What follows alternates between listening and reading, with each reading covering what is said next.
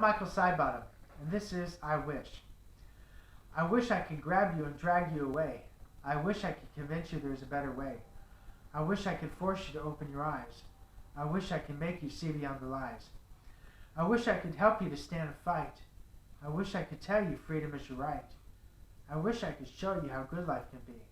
I wish I could assist you on the road to recovery. But your life is your own. I can't live it for you. To choose to be free is something you must do.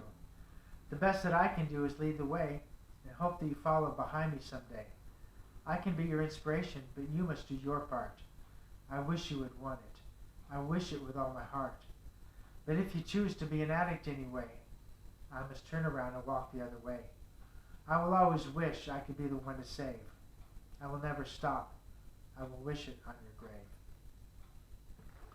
Now, when I was in my addiction, I had family and friends who loved and cared about me, who desperately wished that I would one day find my way free from addiction.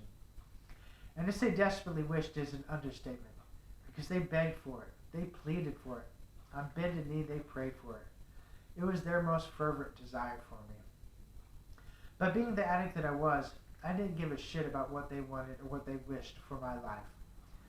Because the only thing that mattered to me was what I wanted and what I wished for. And the only thing that I wished for most was more dope. Because even though I was living a fucked up, miserable existence, as long as I was high, I was oblivious to it and I just didn't care. So, whenever these people would come to me and tell me how much they desperately wished I would get clean and fix my life, it would piss me off. Because I saw it as them trying to tell me what to do. I saw it as them trying to tell me how I should be living my life. And I didn't like that. It was my life, and I could live it any way I chose to live it. So I ended up distancing myself from these people and what they wished for me. But now that I'm in recovery and I've been clean for a few years, I get to experience the other side of that. Because now I have family and friends out there who are still using and getting high and still fucking up their lives.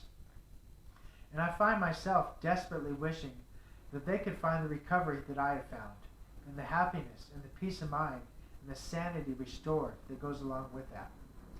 But just like it was when it was me out there, I know that it doesn't matter what I want and what I wish for, because they have to want it for themselves. And if they don't, there's nothing I can do about that. And that is a very difficult lesson to learn. You cannot force recovery on an addict or an alcoholic if they don't want it, because it just doesn't work, no matter how much we would wish it to be. So, I feel like I'm in a rowboat in the middle of a lake. And all around me in the water are people I care about, and they're splashing around, and they're drowning in their addiction, and they're dying. And I'm leaning over the edge of the boat with my hand extended, hoping and praying and desperately wishing that some of them, at least one of them, will reach out and take my hand and let me help to save them. But it's up to them, because I can't forcibly pull them into the boat and make recovery happen.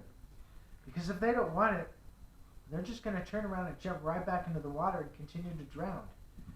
They have to choose to be saved. They have to choose to take my hand. And if they choose not to, I have to accept that and just let them drown. Because it's not my life, it's not my choice, it's theirs. And you may ask yourself and wonder why anyone would choose not to be saved. And the truth of the matter is that most addicts don't even know they're drowning. They don't know they're dying. All they know is that they're high, they like being high, and they want to stay being high. And they're oblivious to everything else. And they resent anyone else's interference in this lifestyle. I know, because this is exactly what it was like for me. And it's sad to know what I put my family and friends through when it was me out there using. Because now I can understand the desperation they felt as they reached over the side of that boat with their hands extended, hoping and praying that I would take that hand.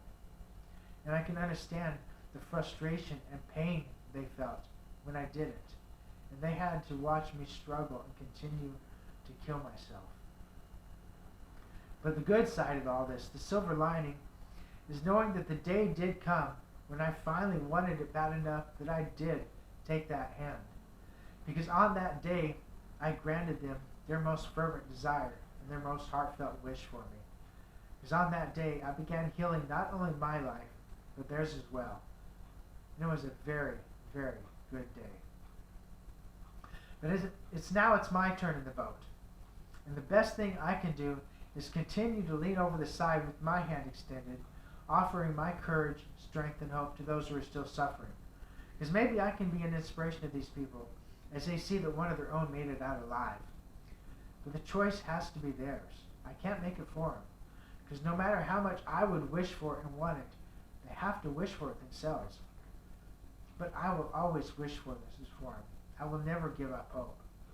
I will wish this for them until the day they die.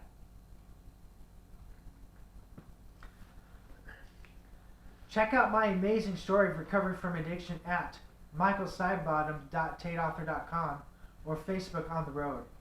It is an amazing story, and I hope it helps to save lives. Thank you.